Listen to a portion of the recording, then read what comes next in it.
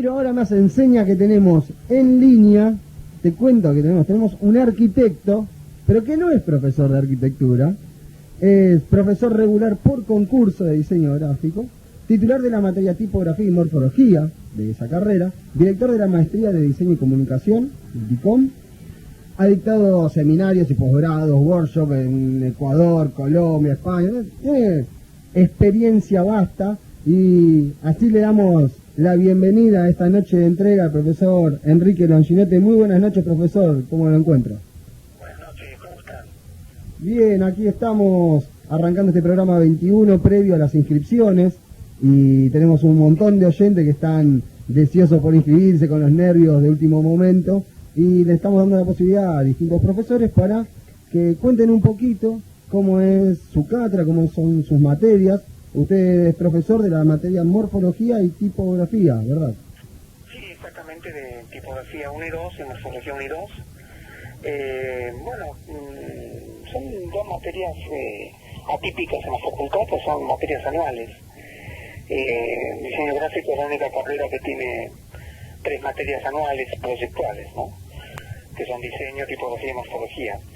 Y estas últimas dos que yo dicto tienen 2 niveles y bueno, son 2 materias como yo llamo transversales u oblicuas, porque en realidad son espacios de trabajo y de experimentación que permiten unas búsquedas que quizás en la materia diseño, por su condición de ser una materia más vinculada a un hacer del mercado, pues hay cosas que no se terminan de indagar. En cambio, en las materias como estas, para mí es muy interesante poder trabajar proyectualmente en algo más investigativo y experimental, ¿no? Eso me interesaría preguntarle, ¿cómo es la modalidad de su materia? Ya que me dice que es más experimental, ¿no? Imagino la mayoría de los que estamos aquí en la mesa somos estudiantes de arquitectura y 2 estudiantes de diseño gráfico y nos interesa saber cómo es el abordaje de la materia. Bueno, empiezo por alguna de las dos. Sí, por favor, sí. Bueno, morfología es una materia que, como ustedes sabrán, es una materia que en realidad existe solamente en la FADU, viene un poco de la carrera de arquitectura, y diseño gráfico tuvo morfología como una materia de su plan de estudios original. Para nosotros es una materia muy interesante porque centralmente está estructurada en torno al taller, pero al taller de manera muy pragmática, muy concreta, muy de un hacer semana a semana. Diría que la mayor parte de lo que se entiende de morfología en nuestro taller se entiende en el taller. Es una materia presencial, elaboración a la vista y con un trabajo muy centrado en entender conceptos a través de acciones y de operaciones. Eso, lo disculpo, eso he visto años anteriores, no recuerdo haberlo visto el año pasado, pero he visto intervenciones de estudiantes de su cátedra, más precisamente, por los pasillos de la facultad, como que se adueñan de un espacio de la facultad y veo carteles que dice reservado para Longinetti, reservado para tal grupo. ¿Cómo es ese que se plantea ese trabajo y cómo es el trabajo en sí? Sí, bueno, claro, en Morfo 2 lo hemos hecho y también en Tipo varias veces, también a nivel urbano, ¿no? Pero en el espacio también de Pabellón 3, la idea es un poco entender que la gráfica es algo que se vincula al espacio y que hay una posibilidad de entender y diseñar el espacio significativamente de la gráfica. Si la arquitectura lo diseña como constructo, como organización de materiales y de estructuras, yo creo que la gráfica tiene una capacidad de darle una significación, ¿no?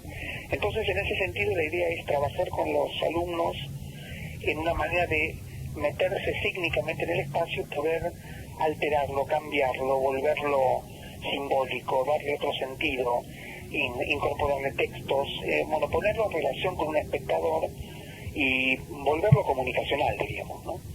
Sí, se entiende. Le quería preguntar por el plantel docente que usted tiene. Este plantel, usted está integrado por profesionales del diseño gráfico, profesionales de distintas carreras, ya son exalumnos, estudiantes que aún no han terminado su carrera. ¿Cómo está conformado? Eso es muy interesante. La verdad que todo el plantel está conformado por diseñadores gráficos en estado senior, recibidos y trabajando tengo la suerte, la fortuna de que ambas cátedras están compuestas por docentes que cuando son los docentes más experimentados, son profesionales del diseño gráfico realmente, yo diría, ilustres, incluso algunos a corta edad, ilustradores, diseñadores. Por supuesto estamos siempre incorporando exalumnos porque creemos mucho en esta formación permanente, y la verdad es que en estos años yo podría ir armando un árbol genealógico de cómo estos exalumnos fueron culminando su carrera, se formaron en la cátedra, y ahora tiene este doble error que para mí es indispensable, ¿no? Que es estar trabajando en docencia y a la vez también estar trabajando en el campo proyectual, en el diseño gráfico, en distintas ramas, y ir como retroalimentando cada cosa, ¿no? Todos los que están trabajando con nosotros aman, digamos, el espacio de la cátedra porque es un espacio donde se pueden seguir formando y buscando cosas y volcando a la vez la experiencia sensacional que muchos de ellos están teniendo en su propio trabajo, ¿no? Claro, claro. Hola Enrique, muy buenas noches, te habla Paula, yo soy estudiante de diseño gráfico. Te quería hacer una pregunta con respecto al diseño de los trabajos a la hora de plantearlos. ¿Qué es lo que tienen en cuenta? ¿Qué es lo que incluyen, lo que decían no incluir? ¿Qué cambia de un año a otro? Mira, sí, sobre todo nos interesan los trabajos como proyectos. Yo creo que en mi vida he avalado hacer un trabajo que no me hubiera gustado hacer a mí, ¿no? Digamos, centralmente estamos como en el polo opuesto de la idea de hacer trabajos con solución escondida detrás de la hoja, ¿no? O sea, esto tipo hacerte los 7 errores. Nos interesa que cada trabajo, por chiquito que sea, desde la primera clase de primer año, sea un proyecto, sea algo en el cual el alumno pueda encontrar una capacidad propositiva. Entonces, armamos ejercicios que tienen como guiones, ¿no? Yo siempre comparo un poco lo que hacemos a un conjunto de guionistas que estamos escribiendo todo el tiempo un guión que lo van a actuar los alumnos, ¿no? Y bueno, con el riesgo siempre y a la vez la adrenalina de que estos alumnos puedan llevar adelante el proyecto y nosotros con ellos.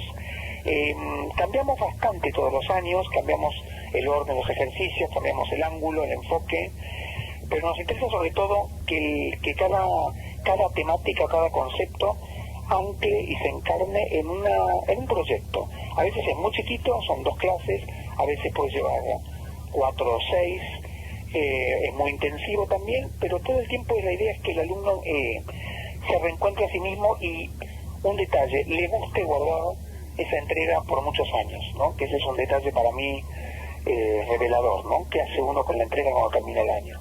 Es todo un tema ese, todo un tema, sí. Está muy bueno eso que plantea de que los estudiantes debemos que le agarremos cariño, digamos, al trabajo que realizamos. Sí, porque el trabajo es el estudiante, ¿no? Es decir, hay a veces un error de pensar que es simplemente una entrega, un cumplimentar con la cátedra, y realmente el trabajo ha tenido una energía y un interés y una intensidad y unos cientos o miles de horas encima que realmente creo que eso es el principio de un proyecto y ya se está diseñando, ¿no? Yo no creo que haya una distinción tan grande entre ejercicios de facultad y proyectos o gestos de diseño. Creo que es una continuidad. Y muchas veces pasa que uno puede explorar en la facultad situaciones que en la vida laboral a veces hay que esperar mucho tiempo para que se den, ¿no? Qué bueno o qué mejor que entrenarse en esa capacidad propositiva, digamos, en un terreno fértil, como puede ser la facultad, y para nosotros el taller como un grupo de docentes que estamos como muy expectantes y muy contentos de que esta capacidad de proporción y creación se dé cada día de clase, ¿no? No entiendo, a ver un segundito. Yo quería hacer una pregunta con respecto, esto no tiene que ver con las inscripciones, que es justo en realidad lo que apuntamos ahora, porque las inscripciones están empezando esta misma semana, pero yo tenía una duda con respecto al posgrado comunicacional que se dicta por usted mismo en el 4º piso. ¿Nos puede contar un poquito de eso? ¿Cómo no? Es una maestría en diseño comunicacional, DICOM, así como para los amigos. Nosotros empezamos en el 2002 con una carrera de especialización y ahora hace ya 6 años es maestría, son 2 años, se obtiene a través de la confección de la tesis de maestría el título de magíster en diseño comunicacional, y es otro espacio que quiero mucho porque fue crear en la Facultad de Arquitectura y los demás diseños que han sido un estado un poco de carrera madre y carreras derivadas, armar un nicho para lo comunicacional que pudiera ser equivalente al nicho de lo espacial, lo urbanístico, lo arquitectónico, que es un poco la tradición dominante de la facultad. Entonces poder armar un estudio de posgrado que tuviera lo comunicacional como eje es interesantísimo. Y lo más interesante es que la cursan no solo diseñadores gráficos, sino también arquitectos, muchos diseñadores de imagen y sonido, gente de la licenciatura de arte de filo, gente de comunicación, hemos tenido algún psicólogo cursando, por ejemplo. Un poco la idea es que el diseño es una dimensión cultural y que en realidad el diseño, como decía creo que Newton, de la astronomía, el diseño es demasiado importante como para dejárselo solamente a los diseñadores, ¿no? Y me parece a mí interesante armar un espacio que es teórico crítico sobre el diseño y sobre la comunicación en la facultad y no fuera de ella, ¿no? También desmintiendo esa idea de que los diseñadores no pueden pensar sobre el diseño, no pueden escribir, no pueden reflexionar, y me parece que es totalmente equivocado. Hay muchísima gente con muchísimas ganas de profundizar en los aspectos teóricos y comunicacionales de su tarea, y el posgrado de alguna manera ha sido creado como un espacio para que esta teoría también se dé constantemente, no tanto para recibir teoría, sino para producirla y generarla, y en la medida de lo posible publicarla y elevar el nivel un poco, ¿no?, de lo que está pasando en el diseño, por lo menos en la Argentina y en Latinoamérica. Sí, que si bien está teniendo un auge y está subiendo en categorías, digamos, el diseño argentino y latinoamericano, como que le falta un empujoncito más y aceptar que puede teorizar y expresar esas teorías del diseño, me parece, si entendí bien. Sí, y sobre todo adquirir una definitiva presencia profesional que no es solamente obedecer a un mercado cambiante, sino, yo diría, instaurar la disciplina del diseño en la sociedad. Yo creo que esa todavía es una deuda pendiente para los diseñadores gráficos. Creo que tiene que ver con elevar lo que se entiende por diseño y comprender que el diseño es una dimensión cultural muy importante y no es tanto un problema de destrezas o de operadores hábiles, sino sobre todo de pensar proyectualmente una realidad. Creo que ahí el diseñador gráfico es alguien que puede estar pensando y diseñando la comunicación, ¿no?, y no simplemente resolviendo lo que ya se pensó en otro lado, ¿no? Me parece que hay una cuestión muy interesante que tiene que ver con la capacidad de generar contenidos y de expandir lo que se puede llamar diseño. Yo creo que hay que salir del paradigma, para mí, noventoso del diseñador eficaz, cumpliendo el rol que le piden, haciendo más de lo mismo, y creo que tenemos que entrar en un paradigma de un diseñador que se adelanta, que propone, que tracciona, que inventa, y que eso se vuelve real, ¿no? Y eso lleva tiempo. Le quería preguntar, antes que se nos pase, porque nos recuerdan por las redes sociales, nos están preguntando, porque usted nombró cómo se trabaja en la materia de morfología, pero nos quedamos en la vez cómo queda tipografía, un breve resumen de cómo es la modalidad de trabajo. ¿Cómo no? Bueno, tipografía es una materia que es interesante porque por un lado tiene contenidos muy precisos, contenidos muy objetivos, y por otro lado, para mí hay que entenderla, y creo que en nuestra cátedra, en tanto en nivel 1 como en 2, trabajamos muchísimo también la noción del diseñador como un diseñador del texto, ¿no? Muchos que estudian diseño gráfico creen que van a estar solamente trabajando con imágenes, y la verdad es que el diseñador trabaja más del 50% de su vida con textos, ¿no?, con palabras, y me parece que ahí aparece la noción real de lo tipográfico como una herramienta muy poderosa para obtener, diríamos así figuradamente, la última palabra, ¿no? Yo creo que el diseñador editorial, el diseñador que diseña fuentes tipográficas, el diseñador que opera en la web, está permanentemente trabajando con el problema de la palabra, y que no es solamente encontrar la familia o la fuente adecuada en un menú, sino realmente saber hablar esos idiomas. Entonces, en ese sentido, nuestra formación abarca desde un trabajo caligráfico muy intenso, entendiendo que trazar textos a mano es una forma de proyectar textos, a diseñar fuentes, a trabajar en animación, en definitiva ir abriendo todo el tiempo puertas al problema de lo tipográfico, que cada vez es más complejo, más interesante, más atractivo, más múltiple, y que en vez de ser solamente un conocimiento tradicional, es un conocimiento que se ha vuelto también un conocimiento tecnológico, experimental. Bueno, en ese sentido, tanto en nivel 1 como en 2 trabajamos en proyectos que buscan que el estudiante conozca y se vuelva como, digamos, un especialista en el programa tipográfico, sin perder de vista su capacidad de proyectar a través de la tipografía y de diseñar, ¿no? A veces las materias laterales producen mal diseño, ¿no? Pasa un poco en la arquitectura también. Y nosotros creemos que desde las materias como morfo o como tipo se puede producir un diseño de altísima calidad, con las restricciones y con los desafíos que, por ejemplo, propone lo tipográfico, haciendo hincapié en el problema del texto y dejando la imagen un poco al margen, como para fortalecer los músculos del diseñador que está trabajando en un plano quizás más abstracto, que pero para nosotros es fascinante, ¿no? Claro, le entiendo. Profesor, antes de cerrar, le quería preguntar algo que nos está preocupando a todos los estudiantes en el día de hoy, es el tema de los cupos, y si usted coloca cupos en su cátedra, si la facultad arbitrariamente le pone cupos, ¿usted cómo se lleva con ese tema?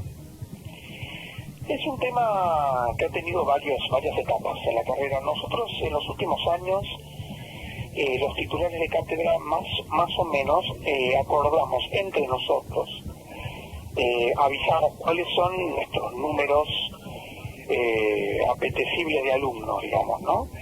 Que tiene que ver con la estructura docente que uno tiene, con la posibilidad de conseguir los puntos para poder lograr que los docentes cobren una renta. Sabrán que así es el sistema en FADU, sí, que es un sistema bastante complicado.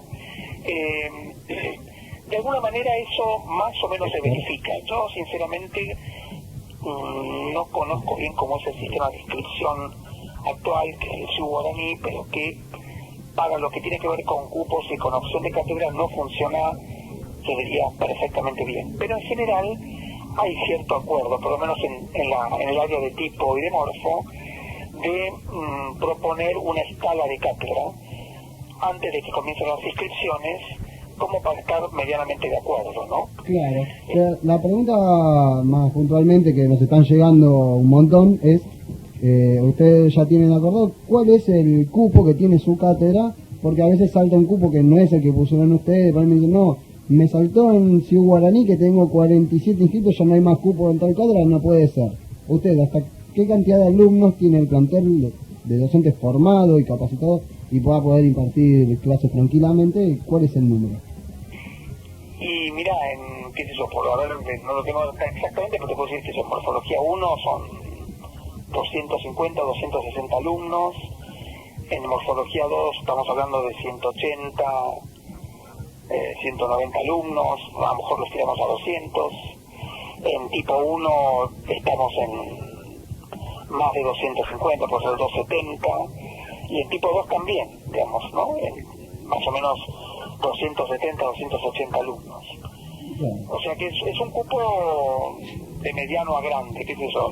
Nosotros estamos acostumbrados a trabajar con un equipo grande y bueno, nos interesa preservar ese equipo y seguir trabajando con un taller numeroso que nos aporta mucho, ¿no? Así que bueno, esos son más o menos nuestros números. Claro, entiendo.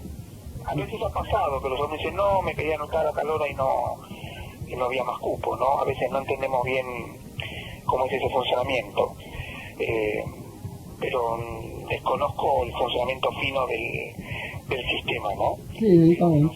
Nosotros queríamos confirmar más o menos los números que estaba manejando la cátedra para que en números irrisorios los chicos puedan o esperar y volverse a anotar.